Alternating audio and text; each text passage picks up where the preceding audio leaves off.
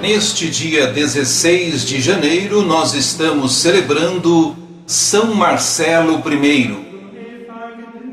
No início do ano 304, com a morte do Papa Marcelino, a Igreja viveu um longo e confuso período de sua história, recheado de incertezas e de perseguições, que a desorganizou, inclusive internamente. Neste quadro, apareceu a singela figura de Marcelo I, confundido por muitos anos com o próprio Marcelino, pois alguns biógrafos acreditaram que eram a mesma pessoa e outros historiadores afirmaram que ele havia sido apenas um padre. Vejamos como tudo se esclareceu e a relevância deste Papa e Santo para a Igreja.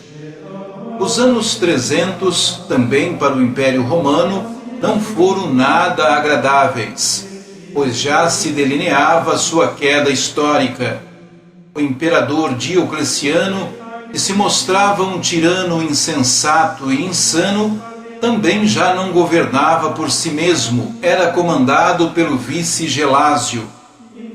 Foi a mando dele que Diocleciano decretou a mais feroz, cruel e sangrenta perseguição aos cristãos, estendida para todos os domínios do império.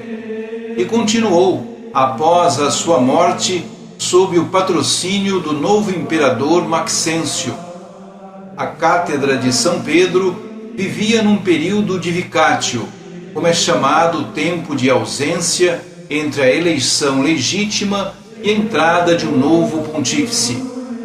Foi uma época obscura e de solavancos para toda a Igreja, que agonizava com a confusão generalizada provocada pelas heresias e pelos lápses, e esta figura sombria que surgira em consequência das perseguições.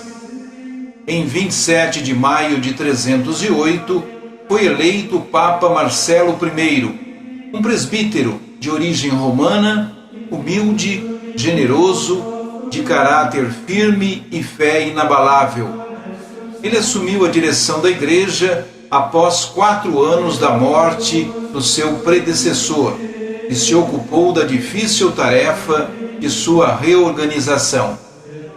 O seu pontificado, ao contrário do que se imaginava, ficou muito bem atestado pelas fontes da época. Nestes relatos, se constatou o comportamento pós-perseguição que a Igreja teve com os lápses ou renegados, como eram chamados os cristãos, que por medo havia publicamente renunciado à fé em Cristo. A esse respeito, existe o registro de um elogio feito ao Papa Marcelo I pelo Papa Damásio I, em 366, com muita justiça. Enquanto muitos bispos do Oriente pediam a excomunhão destes cristãos, especialmente para os que faziam parte do clero, ele se mostrou rigoroso, mas menos radical. Severo decidiu que a Igreja iria acolhê-los, depois de um período de penitência. Também determinou que nenhum concílio pudesse ser convocado sem a prévia autorização do Papa, mas acabou sendo preso por ordem do imperador Maxêncio, que o exilou e obrigou a trabalhar na sua própria igreja, a qual fora transformada em estábulo.